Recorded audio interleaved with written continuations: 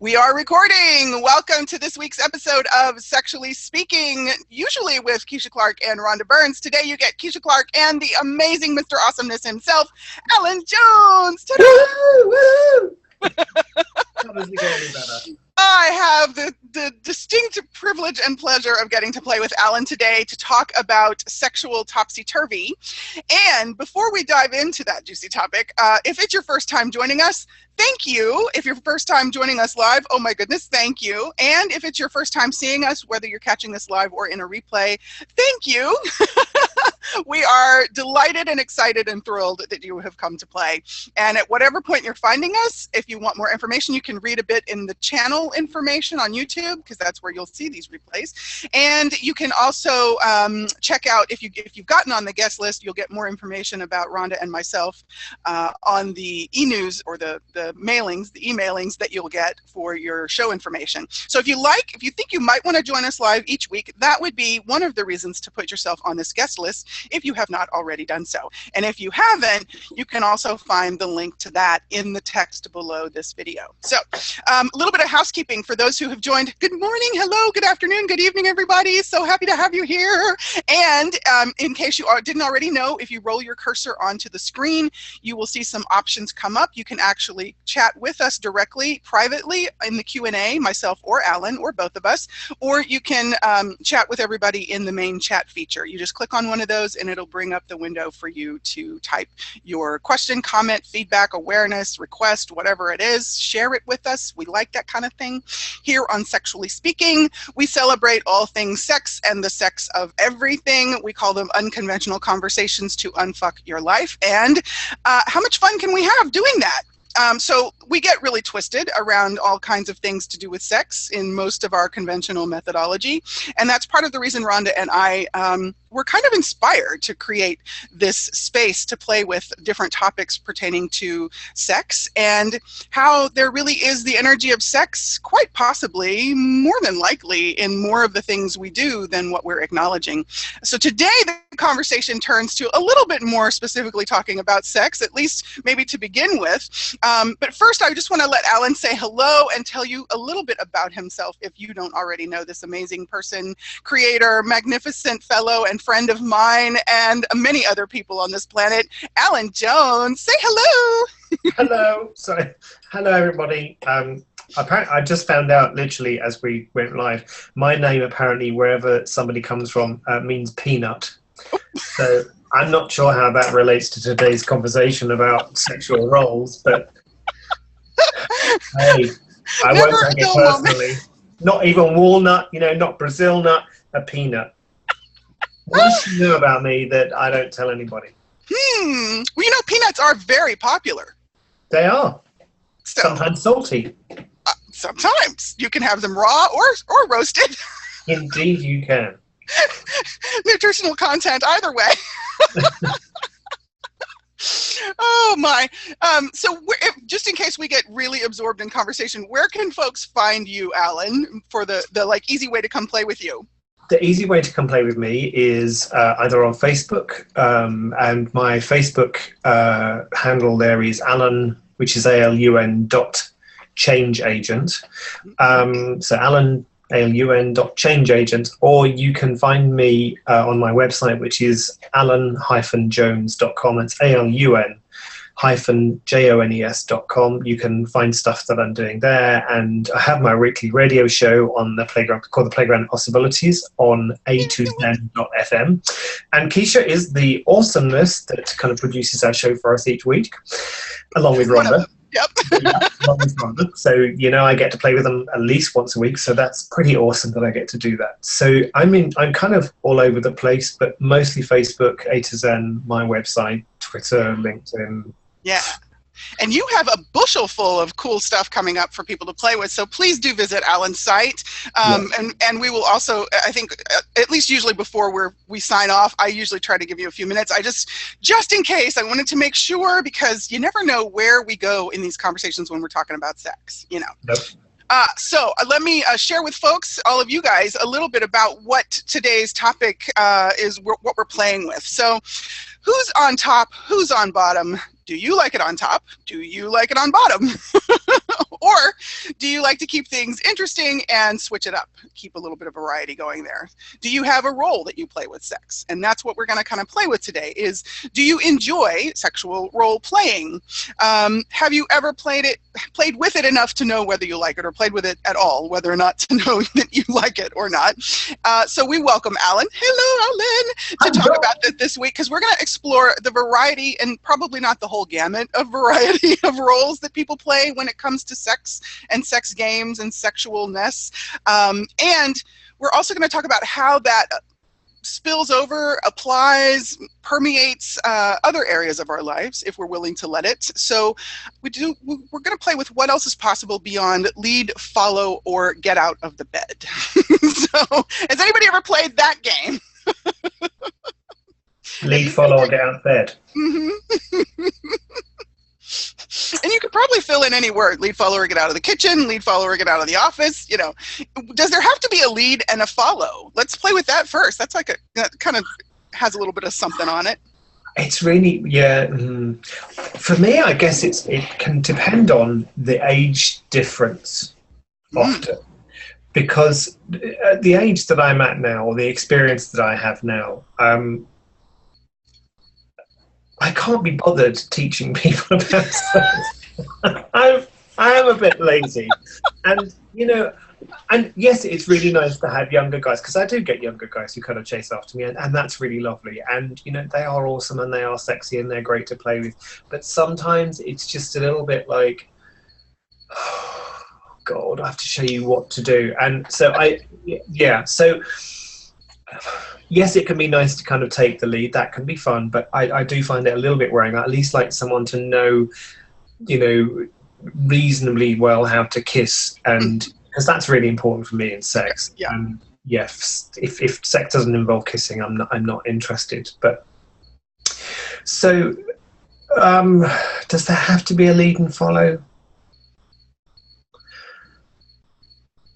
I think for much of my sexual life, I've often taken the lead, and it got to the point in my, because I am in a relationship, and I've been in an open relationship for 22 years, and our sex got to the point where if I didn't lead it, it didn't go anywhere.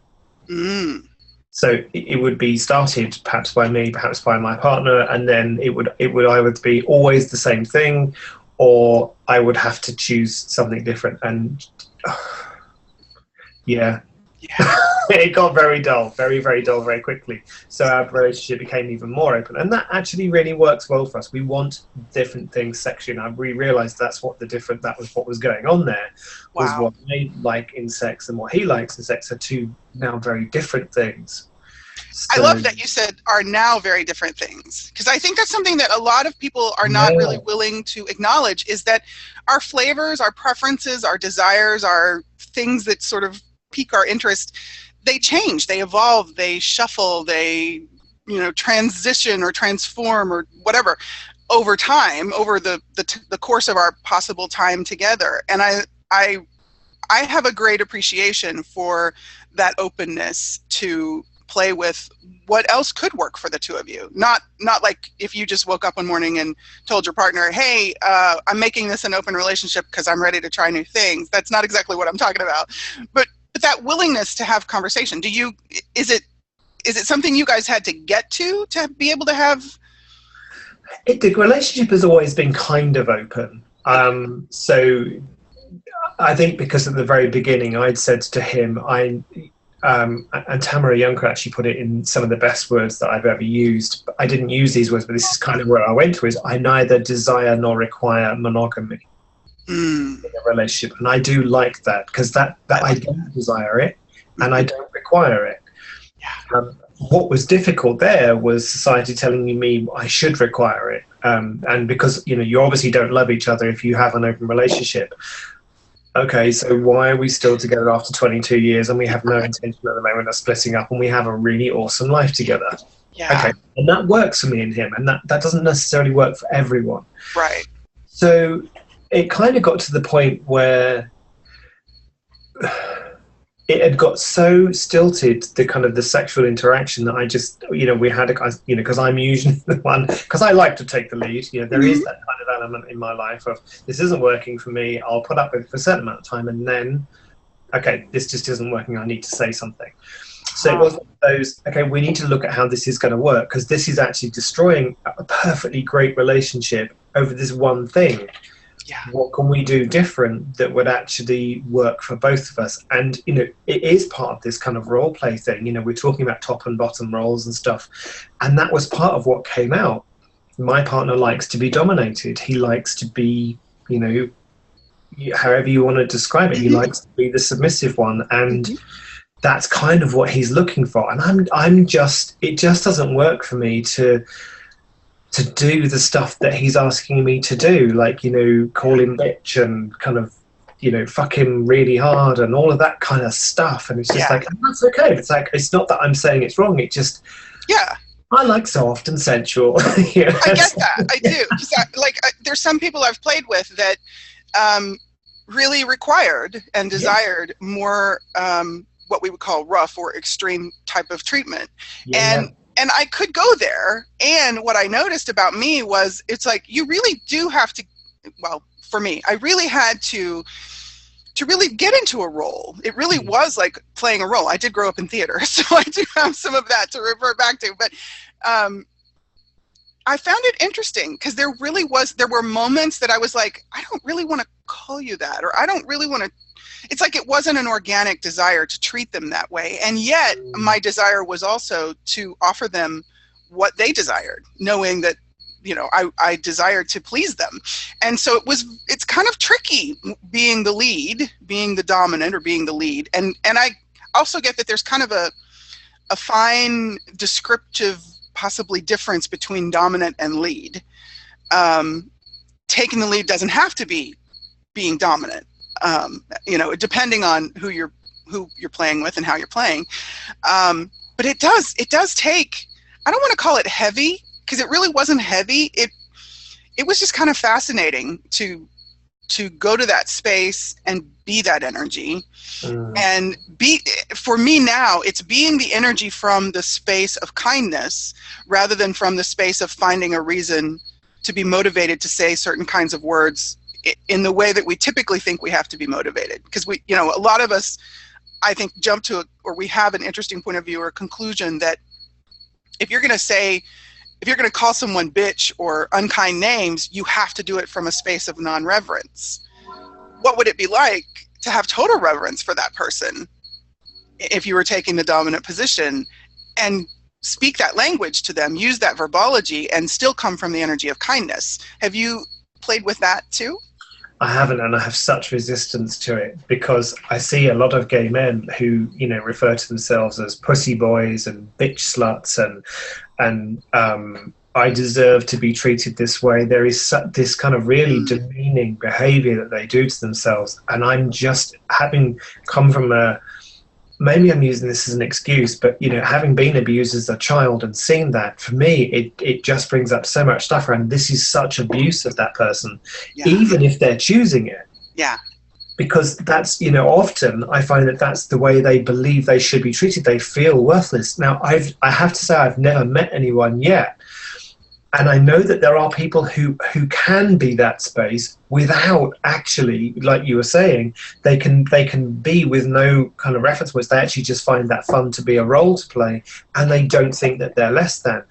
I think one of the things I struggle with is I've never come across anyone, literally, who who can be no point of view and play that role. Yeah, I think it's very rare. Absolutely. And would it be fun to play with someone like that? Actually, I get that. My body feels turned on by that. I mean, doing things like, I would quite happily spank someone, but I wouldn't say you deserve, I wouldn't sit there going, you fucking deserve this, you little weak pussy boy, that. Yeah. Because I know I would fall into an aggressive role. But for me, actually just spanking someone with kindness, actually, I get that can be a really enjoyable experience for the physical body. Yeah. So really, this is a place I think a lot of those conversations have not gone, is And it's always what I'm aware of. It's always relative to who you're playing with. Like if you are playing with someone who really is functioning from that space of I deserve to be treated badly because I'm not worth something different than that. That's a really different dynamic.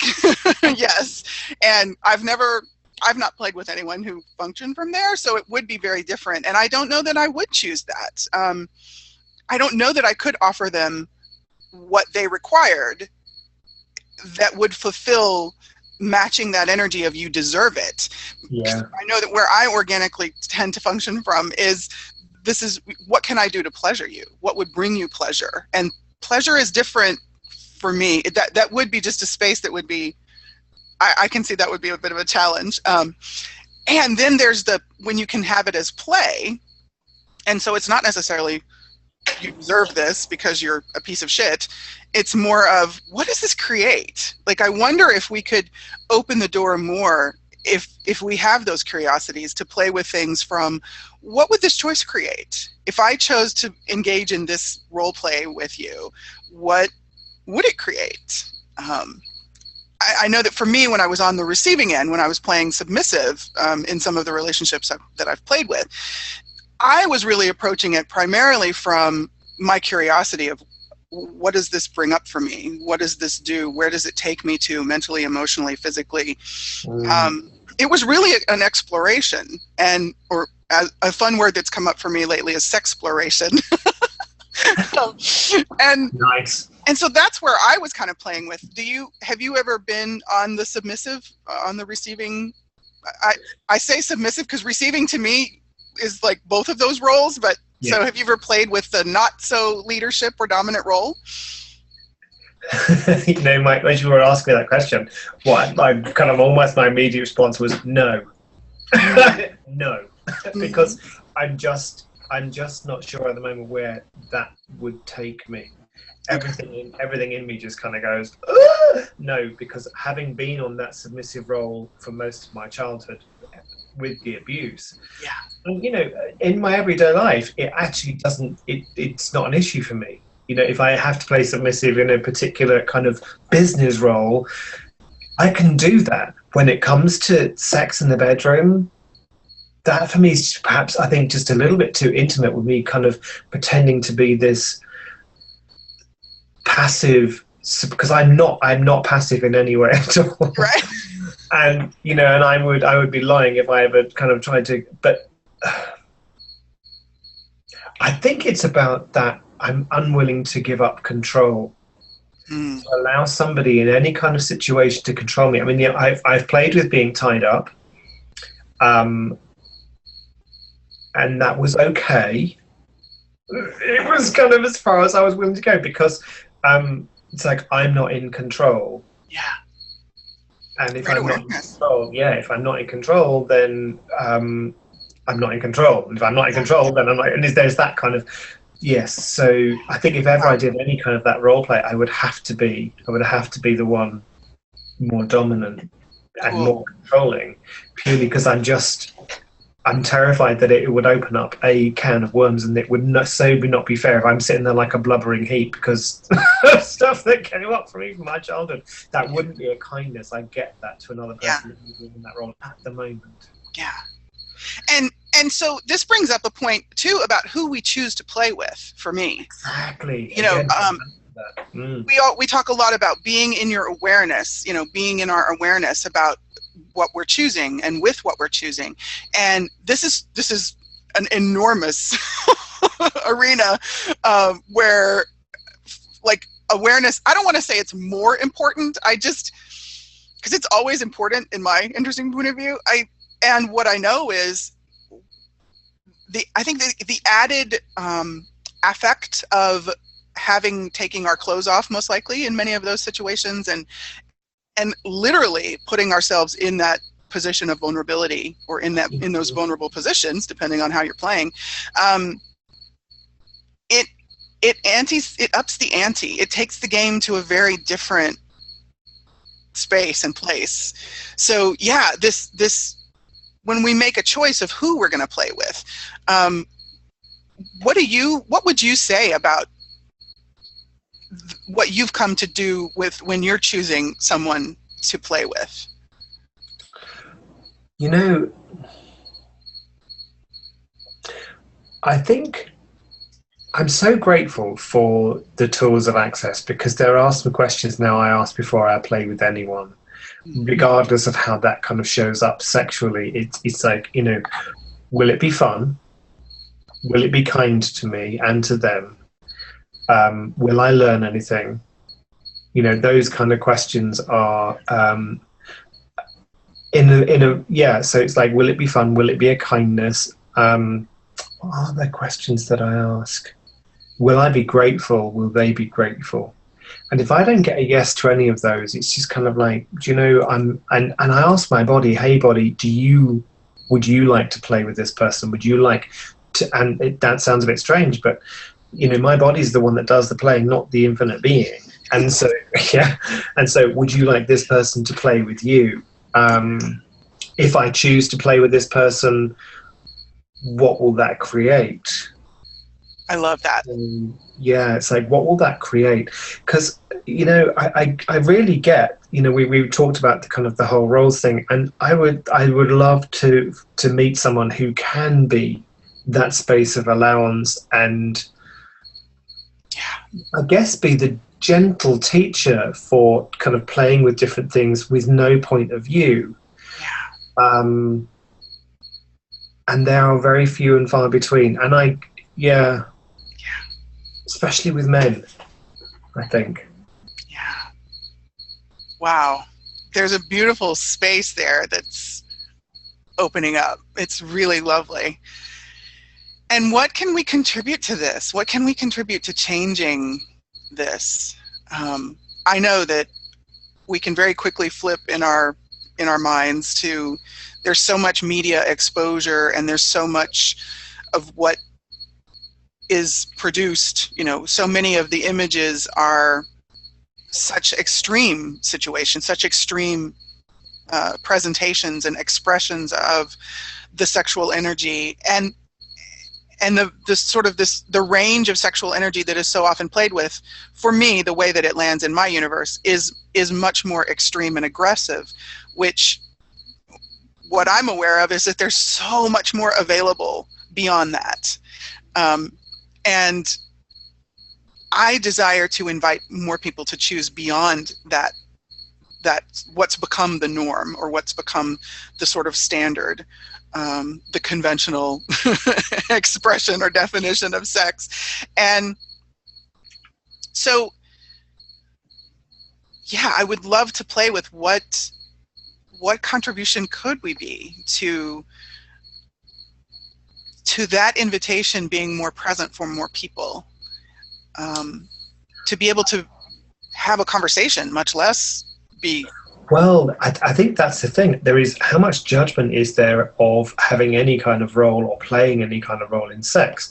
How much do we make ourselves bad and wrong for the kinds of sex that actually do turn our bodies on, that we would like to play with?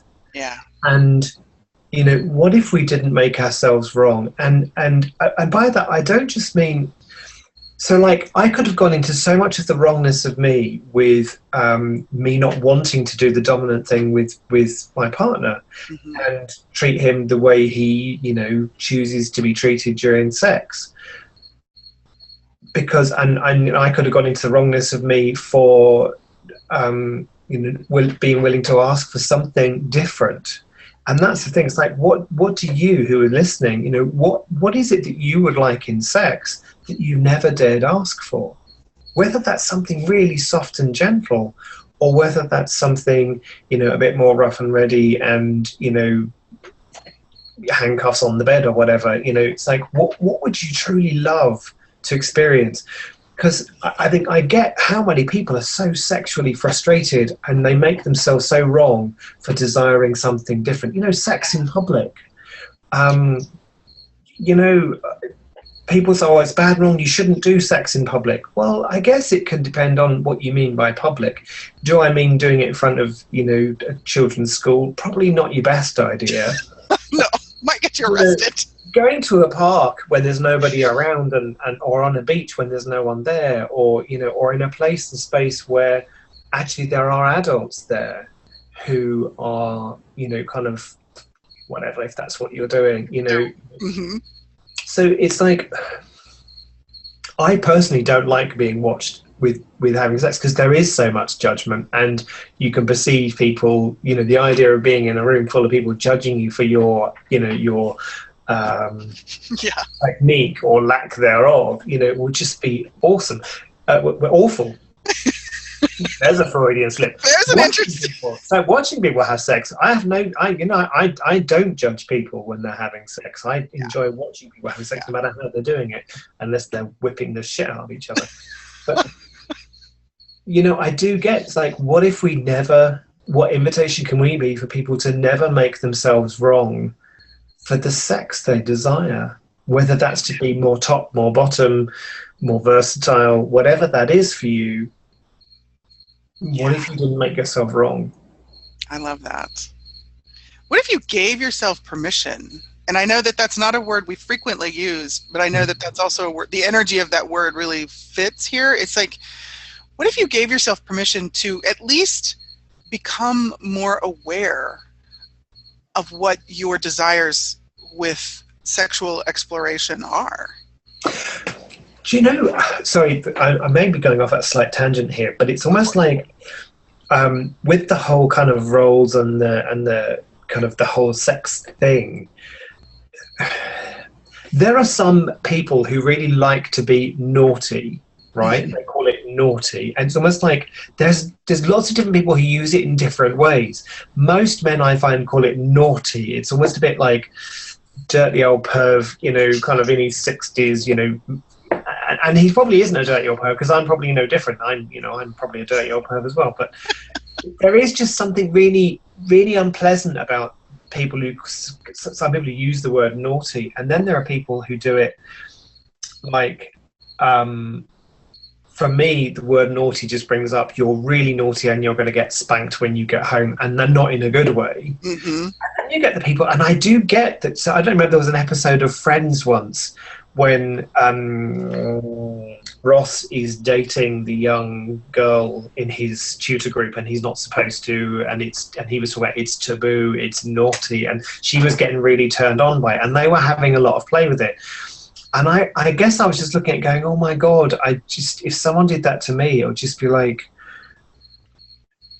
what is it? What is it about being naughty? I don't see the playful side in it. I see it as being such a childish wrongness, like children looking at a magazine where you're looking at naughties. That's what we were told as children. If we looked at anything with boobs or, penis, bad and wrong, it was naughty. It was like, oh, that's naughty, you shouldn't do that. And so it's kind of stuck in that energy for me. I think that's a great point, though, what you're bringing up, is because I think that's where most of us stop ourselves from allowing ourselves to even be in the question about what would turn us on, what does turn our body on. And it's really fascinating that we can so shut that down, largely due to the influence of exactly what you're talking about. And so, wow, we have tons of tools to play with. So when you find yourself in those moments, or when you have an awareness of, wow, this is sticking me, what is a go-to question for you, or how do you kind of work with yourself in that moment? So let's look at the word naughty, because that still has a charge on for me. So I would ask, okay, so immediately just going into that space, barriers down, and being honest with me. It's like, okay, so let's just be kindly honest with me. What is that? What is that that's sticking me here? And so then I might destroy and uncreate all of the definitions that I have around what naughty is, what it isn't, all the conclusions, the decisions, judgments, conclusions, computations, definitions that I have around naughty, what it is to be naughty, what it isn't to be naughty. And everywhere I've misidentified and misapplied what naughty is and what naughty isn't. And I know I'm kind of reeling that off. And then I would just use, for me, the access consciousness clearing statement. Mm-hmm. You might use kind of an EFT tapping if you did that, or whatever other tool you use. But it's like to bring up that charge and then, you know, somehow, whatever way you do it, let go of it. So as I look at that and go, and who am I, how old am I being? So for me, the question in my head, how old am I being when I'm being naughty, or when I think about being naughty? 4 or 5? Wow. And so what would I say to me as an adult now, knowing it's not naughty?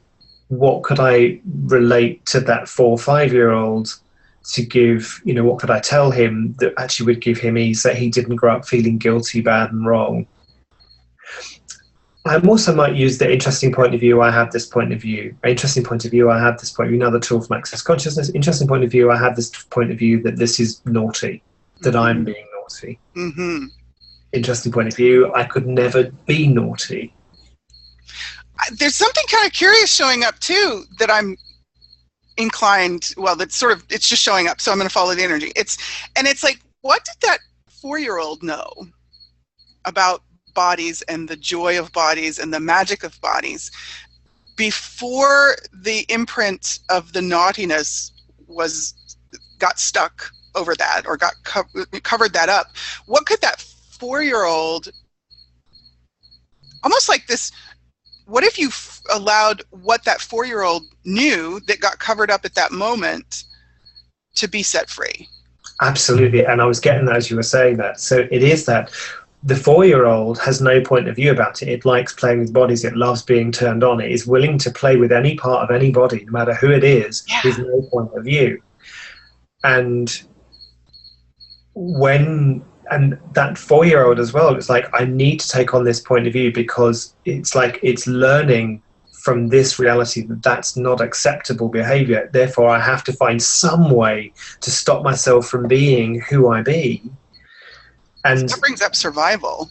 Yeah, it is. It's like, okay, in order to fit in this, I have to do something. And one of the only ways that will shut me down from exploring and enjoying the sexualness I'm experiencing is to make it naughty. Wow. So, I mean, how bright is that 4-year-old to be able to institute that there and then? Wow. That locks you up for another 41 years. That's amazing. Wow. So, and how much, you know, it's like, what if you can actually have fun being naughty? Absolutely. And that's something that there's still a charge, but it's nowhere near as strong as, because I will do stuff that is, I think it's the word naughty, because I've done also, I mean, I've been on a packed train and masturbated somebody off against the door before. You know, we were stuck in a tunnel, we were there for half an hour, and you know, this guy was pushed up against me, and you know, we did a way to pass some time. Yeah, nobody could actually see it. It's not like we were kind of like we were doing it against the door, and nobody actually, we were reasonably discreet. But that was kind of naughty, and you know, potentially I could have been arrested for it, you know, sex in a public place. But it was actually a lot of fun. Would I do it again? Hell yeah, I would. There's still this charge for me around, if someone said that's really naughty, I'd want to punch them and go, oh, fuck off or grow up. Wow. That's such a childish, unkind thing to say to someone. You're trying to make someone, because you're not willing to choose it for yourself. I think that's what it is. And there's also, because there's a lie in there. I was just going to say. There's a lie in there about, you know, what am I actually being naughty for doing that? God, do you know what? No, I'm not. No. Yeah. So it's an interesting point of view. They have that point of view. Yeah. Yeah, do you know what? Yeah, I'm really bad. I'm shocking. I'm a limit pusher. Yeah. Button pusher in so many ways. Button pusher, big time, of magnitude, yes. Yeah. Not pusher, isn't it? Push the button, pull the knob. Oh my goodness. Yeah, and what part of what I get is like the connection of that for most of us to this role playing is, are we willing to push the edge or push the envelope or go to that edge and then go beyond it even in the role playing that is available to us, or that, you know, we might be curious about. And for a lot of people, I get that this is where that push comes in. And we talked about the push in other episodes of how, with so much of the judgment that is present around sex and everything to do with sex by so many people, most of the sex that occurs for the majority of us is done from the energy of push. It's almost like you have to push through the judgment to get to the point of putting bodies together.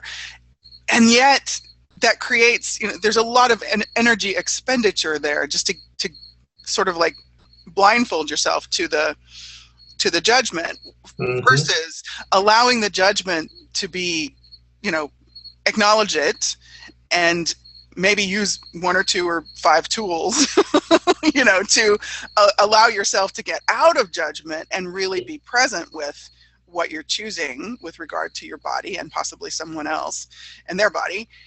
And so when this thing comes up, just like what you were beautifully exempling for us, the stuckness is, we begin to push against that stuckness rather than question into it and see what choice we have. Yeah, most definitely. Yeah, and thank you for exempling, because that was beautiful. Thank you for your willingness to be that. And that's part of what I adore about you and love about getting to play with you. And so when it comes to this, another form of role play, like the French maid or the private detective or the whatever, what do you know? What have you observed about that? And is that considered like easier in what you've observed or what you've played with? Do you know, I watch people who can do that, and I actually really admire them. I just don't think I take it seriously enough. I think I would just laugh too much, and maybe that's what it is. Maybe I'm trying to do it too correctly. You're supposed to really get into the role, because I've linked it so much with drama at school, because that's what that linked to me more about. And I hated drama. I hated pretending to. Did you really? Oh yeah, and because there was such judgment, because I was so aware of people's judgment of, oh, he's not very good, he's crap, blah, blah. And wow. I was really aware of that and quite sensitive to it, So I resisted anything to do with drama. Now I know I can do the drama stuff. I'm actually really good at it. So when it comes to kind of the French maid or whatever, kind of the photocopier man comes and I see your photocopy bag and oops, my trousers have fallen down. I think I would just be laughing so much, and I think I would make myself wrong for laughing, because I think so often people who do the role play do take it reasonably seriously and they expect you to stay in character. But I just kind of get, actually, if you could do it with someone who's willing to laugh. Totally. It could, because I was talking on one of our radio shows, Tamara and I think we were talking about sex, and I said, she talks about how much she giggles a lot during sex, and I don't laugh during sex, because for me, that's like the whole idea of laughing in sex is like, am I doing something wrong? Laughing at me? Yeah, right. And so the whole idea of giggling and, you feel this, it's like, for me, it was such a taboo. Wow. There was no laughing in sex. I mean, it would be fun. It would be enjoyable. It would be really enjoyable. But there would be none of this kind of slap and tickle kind of, kind of stuff. Because for me, it was always, it has such an element of not taking sex seriously. And who does that belong to? Wow, that is a very interesting energy. Yeah, as I'm playing with that, it's like, who does that belong to? How much more of you could you access? Yeah. If that, yeah. Because I can, when it comes to that kind of role play, I can and I have, and I'm very good at kind of dominating people with sexting. I am phenomenal at writing sex. You are very good. Yes, I am really good at it. I've had lots of compliments from men who I can just poop like this, and because I can really, when I'm writing, I can put myself in the role. When I'm being kind of me as a person, I find it more challenging to get into the role. Yeah. Whereas with words, it's like, because I'm in my own space, there is just an energy that I can be. So someone's once said, you should write porn because you are so good at the little nuances that just kind of are there. Yeah. So I can do that with text and sext. Doing it kind of in reality, I would struggle with just a little bit more. Probably because I would just be laughing so much. Well, yeah, and so there's a phrase that is, I know where I first heard it was in Access Consciousness class, and yet I see it represented in many different modalities, just a little slightly differently. But the phrase is being the energy required. Yeah. And that's part of what I now, when I think of role play of any kind, are we willing to have the play of the role play? And so, like, when you were talking about laughing, like, that's totally allowed as far as I'm concerned, you know, because sometimes what I love about playing with these possibilities is that you actually find out so much about yourself when you're doing this. Now, again, it very much depends on, or there's a lot that is relative to who you're willing to choose to play with for these kinds of things. If you're choosing to play with people who don't function from kindness, and they approach this from, you have to do it right, and if you do it wrong, you're going to get demerits, you know, and they're going to make your life miserable, that's not fun for me. I would not choose that. However, if you can be willing to play with someone who's in allowance of however it shows up, and you allow yourself to have that laughter, and you allow yourself to have those, you know, line flubs or whatever you want to call them, you can actually find out so much about you. And that's part of what I love about the willingness to just play with sex, and not specifically copulation, just really more of all of those energies that I am aware that sex is and can be, and actually, if more of us were willing to tap into more of that, you know, would create way more space and freedom, and very likely much more ease with what was available to us, and actually choosing what was available to us. So, yeah, for me, the more I play with the possibility of different ways to have relationships, create relationships, this being the energy required is really up for me, because there's a part about speaking up for yourself too that is, you know, if someone is not being respectful, reverent, kind, do you choose to just take that, or do you choose to basically be the energy required for you to say what you need to say, or make the choice that will change that for you? And this is where it's another one of those places that it gets so tangled up, because we can so quickly kind of default into, well, I chose to start this, now I have to finish it, and therefore that means I have to take this. And that's not so.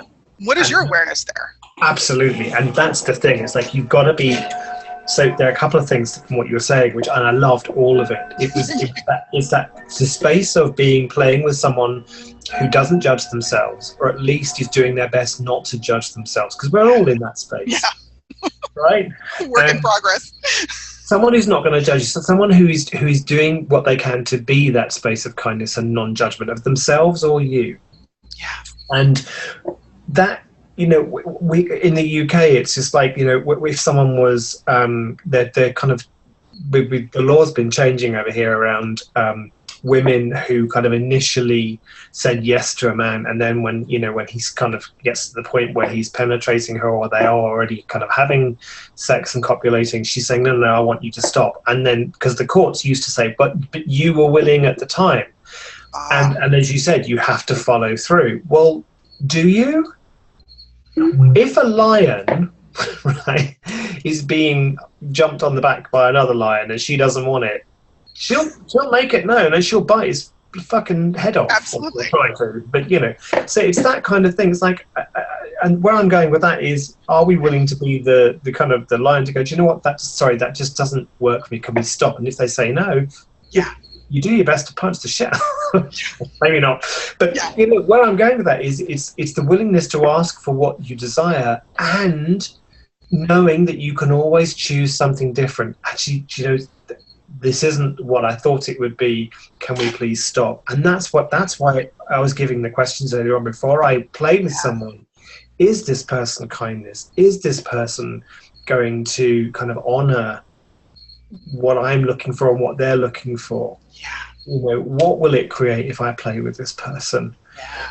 Because, I've been there before where people have been doing things and I'm like, sorry, that's just not working for me. And to be fair, I don't think I've ever had anyone who's been openly pissed about it, angry about kind of me saying, no, that doesn't work for me.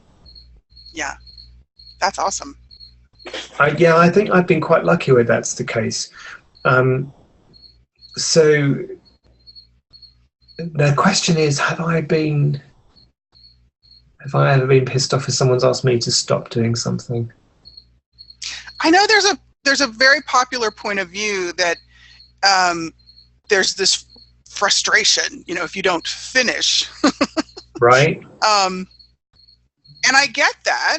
And what I know is that there are a multitude of other ways that if things are not going well with the two people playing together, my sentiment is, and this is my interesting point of view, be a grown-up and take care of your own body, Go somewhere and take care of you.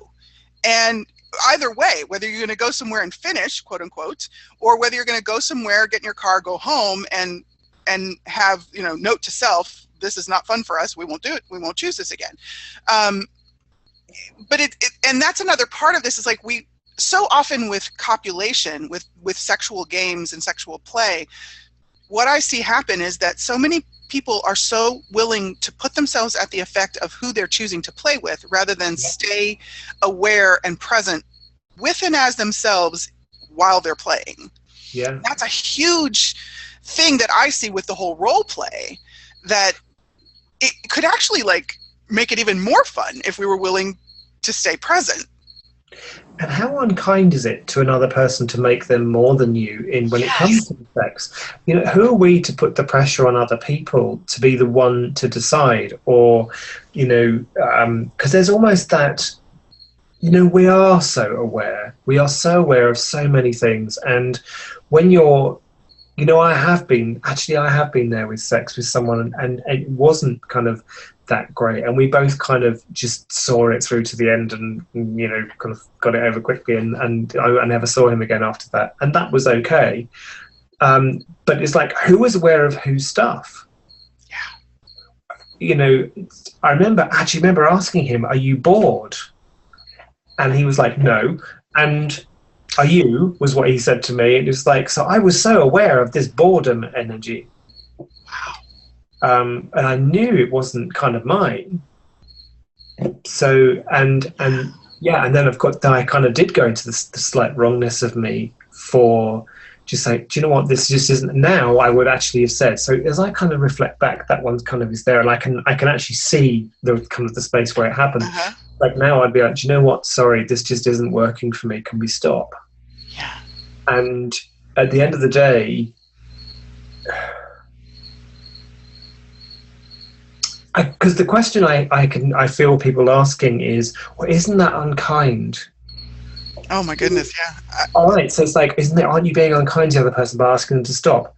All right, so I'm going to put my body through sheer hell and not do something that's really not pleasant for me or fun for me, just so that I'm not being unkind to someone else, so they don't go. It's like, do you know what?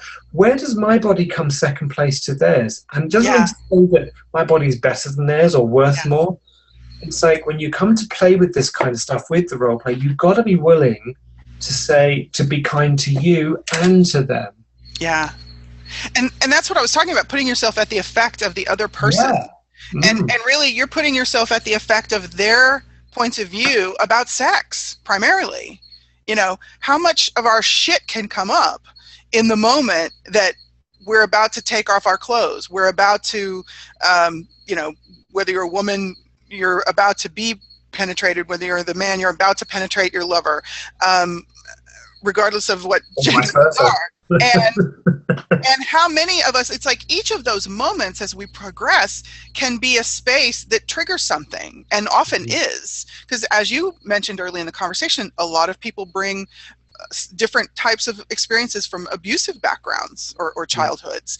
And it really, there is an unkindness when you let go of being present with you with the expectation that either the other person should take care of you or that you're going to finish this so that they don't get pissed off at you. And that is an immense unkindness. And I know that that's something that's not taught or talked about in a sort of a really, in a common conversation. It's more of an uncommon and quite controversial conversation in many respects. And so what can you choose today, everybody watching this, what can you choose today to shift that for you, however that's showing up for you? And could you at least be 10% more willing in this moment to be present with you? And what I get is that if you allow yourself to like let some of the scenes that you've been in play out in your memory, you have an awareness of when things trigger for you. I know for me, there's certain smells and certain tones. There's the way some people can say things and I'm flashing to a different thing. And in those moments, when that occurs for you, would you be willing to have a tenacious presence with yourself and be willing to ask yourself a question? And if you need to have the space, how much more of a kindness could it be to say, can we maybe slow down, or can we take a few minutes and will you just talk to me? Or could we take a few minutes and don't say a word, will you just sit with me or hold my hand, or let me have the room for whatever it is that allows us to move through that without taking it out on the other person, without making them wrong or responsible for it. How much more could it actually add to the relationship, the experience, the whatever you're playing with, if you gave each other the space to do that? And then if you wanted to come back and play more, you could start where you left off, or you could pick up in a totally different place. And like, how much more could that contribute to the relationship and the sex, like, and the copulation, you know? And that's something that is, there's like this conclusion that that's a wrong way to do it, that you have to like suffer through it. So that's part of what I would love for this conversation to be an invitation to is, would you be willing to change this? Each of you who are watching this, would you be willing to change that for you today in some way, shape, or fashion? If nothing else that Alun and I have said today it lands for you, would you at least be willing to play with the possibility of choosing that for you? And how does that, I lots of energy moving.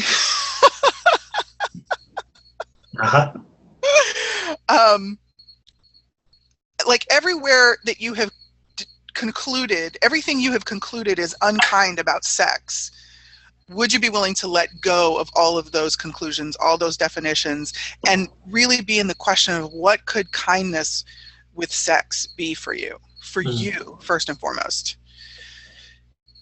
What does that bring up for you, Alun? I just like the space it creates. It is that, you know, like you're saying, if I could invite anyone to anything, it is that invitation for people to be kind to themselves when it comes to sex, what they desire and require, their willingness to ask for 100% of what they require and desire with sex, and the 100% willingness to say no when something isn't working for them. And that can be done from a space of kindness. It doesn't have to be done from a space of judgment and anger and resentment. Totally. And, you know, if you were to, you know, take yourself slightly out of your comfort zone to something you've always wanted to try, who could you do that with? Who could you ask your body? You know, I know this may sound a bit strange, but ask your body to kind of pull to you those people who would be fun and kind and curiously, you know, kind of fun to play with. Yeah. Because your body's the one that has to play. So yeah, what curiosity could you be? You know, what could you try that you've always wanted to try with someone who would be the space of kindness and play with you, who wouldn't take it so seriously? Yeah. Wow. And just before we finish, what space could you be with you? Yes. Because, you know, what sex could you have with you in terms of roles that you play with yourself and your sex? I love that. That's Woohoo. juicy. Yeah, what was kind of waving at me was, how we hear often about, people who you go to work, you work all day, you're in that intense environment, or you're doing whatever you're doing, you're going and blowing, and then some people just, they then want to be the sort of submissive role, quote unquote, in bed. Yeah. And what if there didn't have to be an opposite of, or what if the energy you approach that from could shift for you? Mm-hmm.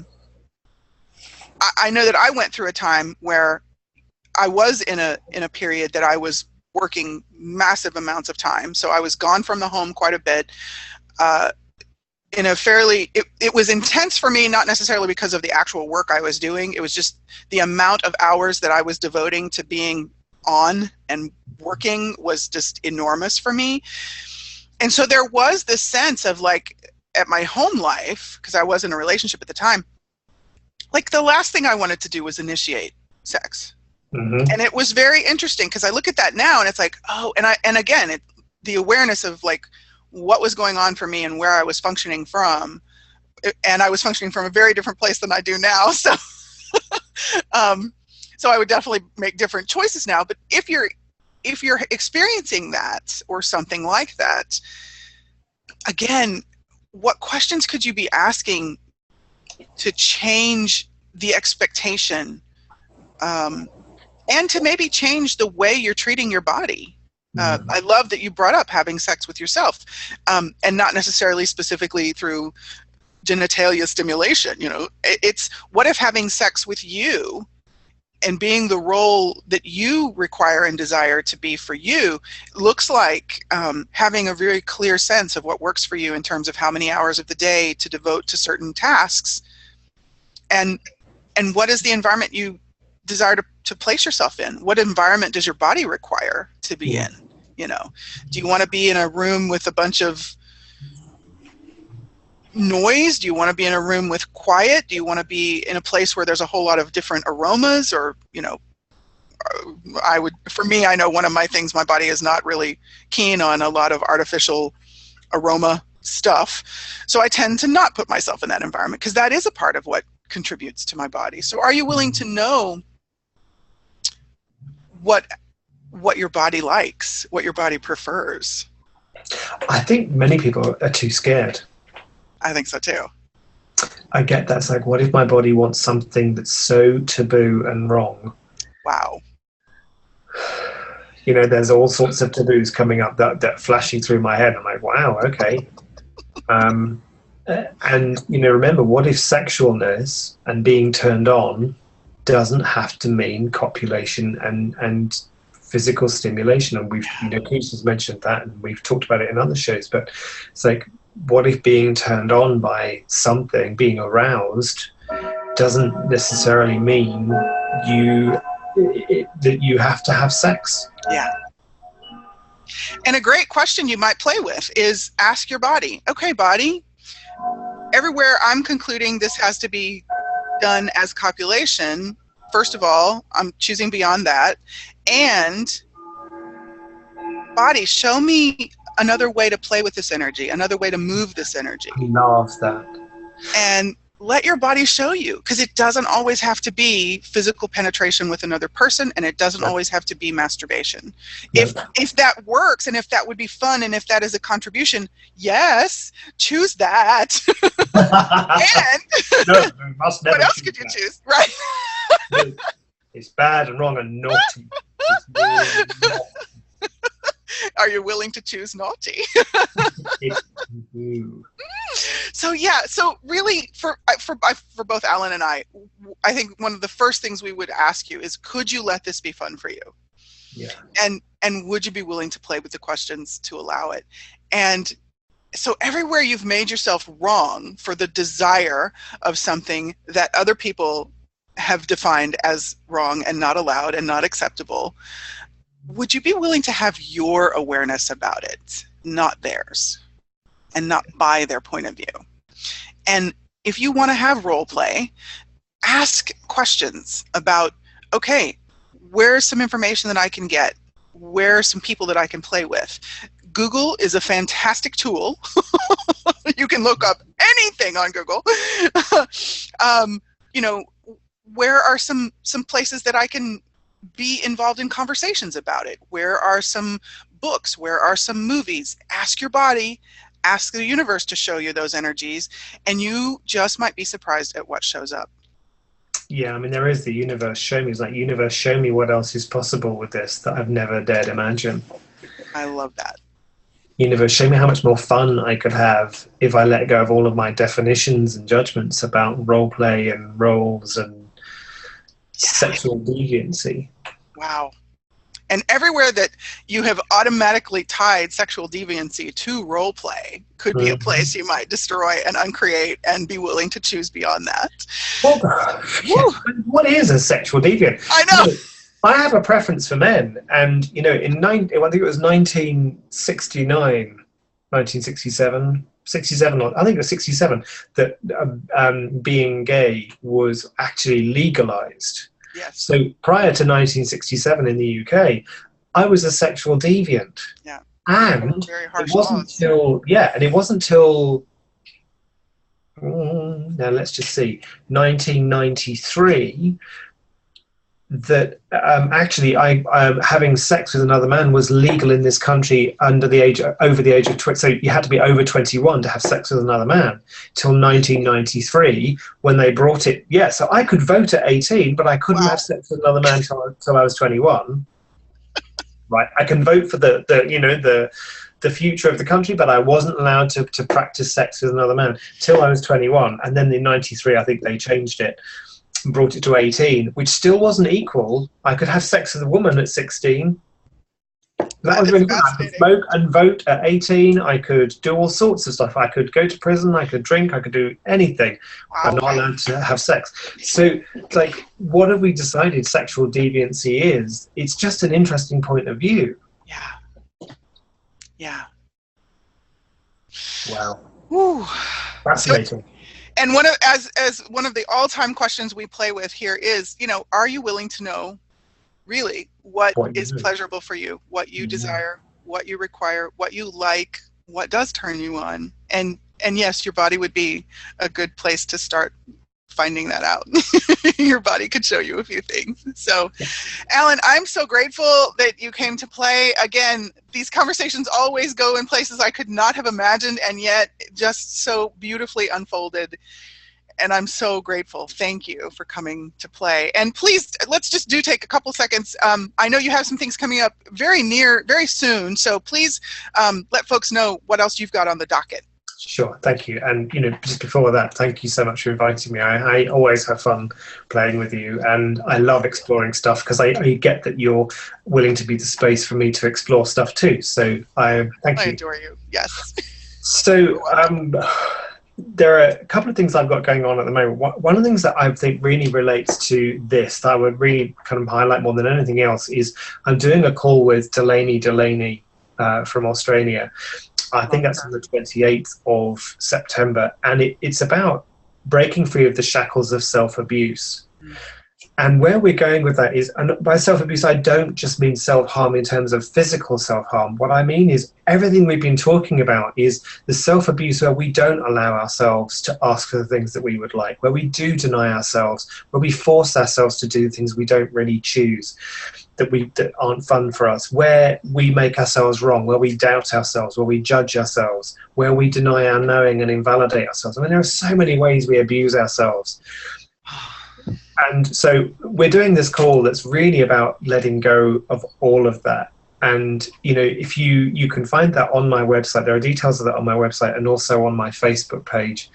And, if that appeals to you and you would love to stop judging you and making you wrong and abusing yourself with all of the ways we've been talking about,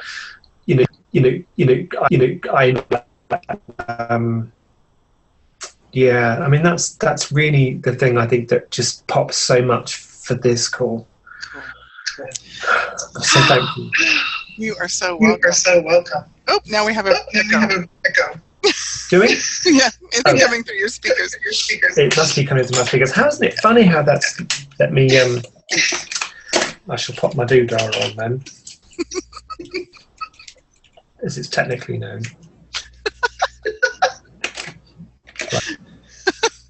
There we go. Okay. Right.